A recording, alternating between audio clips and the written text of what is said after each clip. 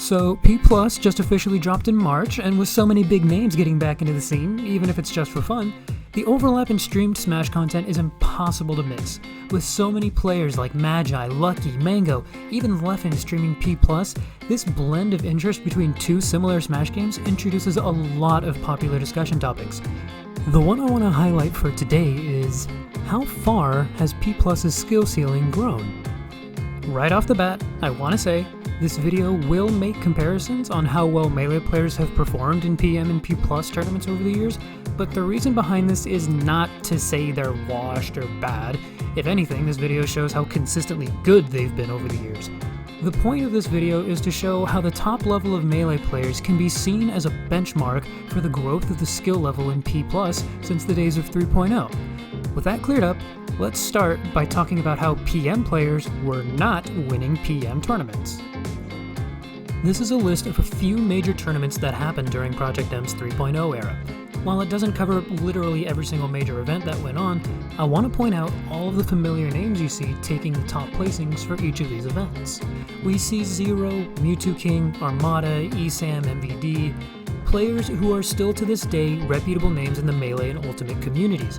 This is what top-level Project M looked like back in those days, with the top players from Melee and Brawl scenes dominating most every event. If these are the results of a new Smash game, what does it say about what it takes to be the best Project M player? You need to, I'm not sure about PM's skill level right now, but back then in 2014, no offense to Zero, obviously an amazing player in Smash period, but getting to top level in PM was extremely easy compared to Melee. Extremely easy. Most of PM was basically top players from Melee or Brawl that kinda played it for extra money, in most cases. I was number one in the world without not even having the game. I played it at tournaments, and that was pretty much it. I never ever practiced 3.02 and I still won majors in it. That was true for every Melee player. Armada never practiced and still won majors. Professor Pro practiced way more Melee, still won. Same thing with Zero. To put it bluntly, in the days of 3.0, if your main focus was Project M, you were probably behind the skill curve set by the Smash players from other games.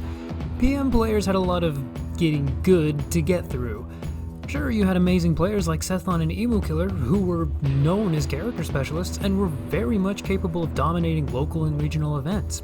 While they were seen as potential hurdles in a bracket to any player, they didn't hold the consistency that other players at the very top did.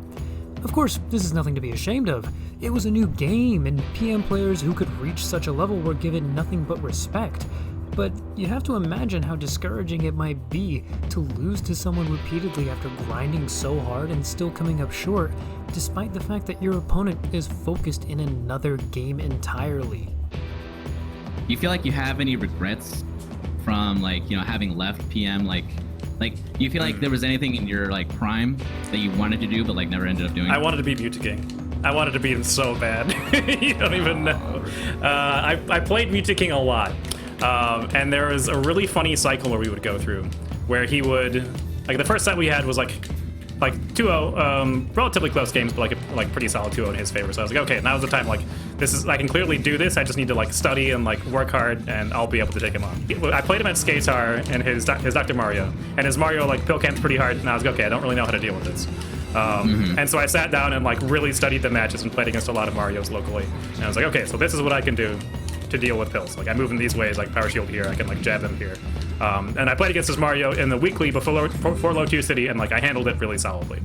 In that set, in grand finals, he switched over to Donkey Kong.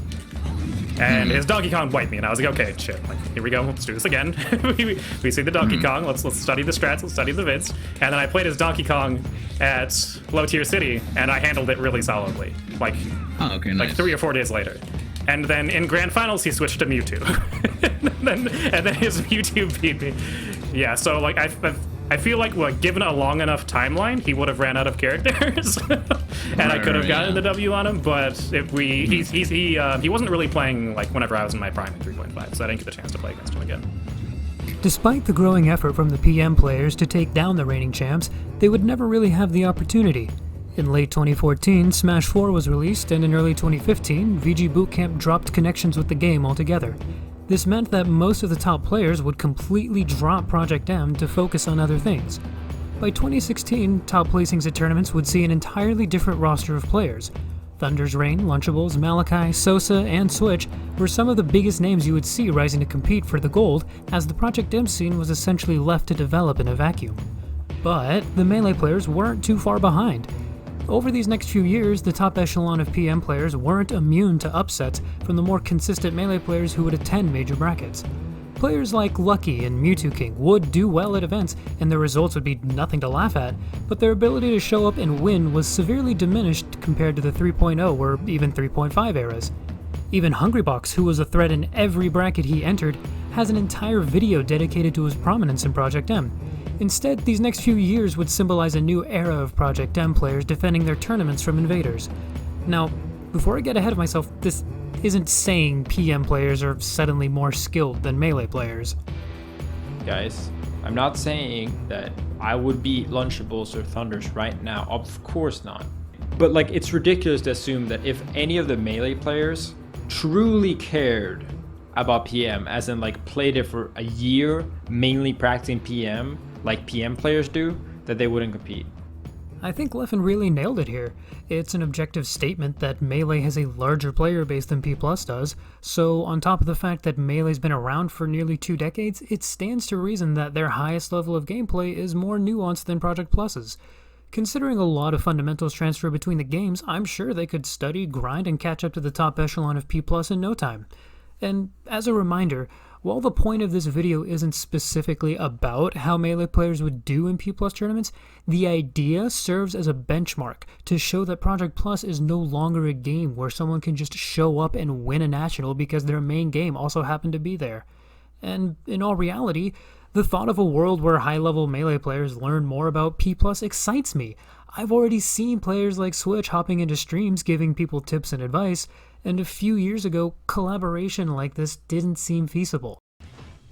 Fuck it. This game, Switch, what the fuck? And what universe is upbeat? Are you serious, Switch? I hate you, Switch. I hate you. There's better than the last version? Okay, you know what? Just stop talking. Just stop talking. You're not helping your case. Wait, how do I do my downers now? Oh, I gotta time them. Okay, don't worry. I'm a pro. I'll adjust. Additionally, we have people like Magi and Lucky who've been inviting notable players to play friendlies with them, and their streams can be super fun to watch. I highly recommend checking them out. In the span of about half a decade, which is one Zane's worth of time, we've managed to establish our own metagame, grinded out matchups, put out tier lists, and our nationals have had amazing levels of attendance. Our players' dedication to the game has captured the hearts of thousands, and with the release of P+, we have another chance to show that dedication to the world. Seeing so many big-time Smash players dabbling in the game again is honestly so amazing and can bring so much to the community. Whether it's new tech, sick combos, or just exposing how much fun the game is to a new audience, P+ feels like a new beginning for the game, and I'm really excited to see where it goes from here.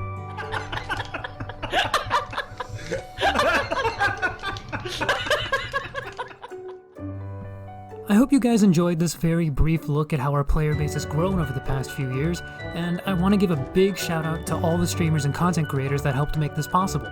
I'll be throwing a lot of links in the description to the streams of where a lot of this footage can be found, in hopes that you'll explore more of what this game has to offer. This was actually my very first video, so there was a lot of learning on my part, and I plan on making more content as time goes on. If you have any comments, whether it's about the topic of the video or helpful advice on how I can improve my videos, I'll happily read about them and try to utilize whatever information y'all give me.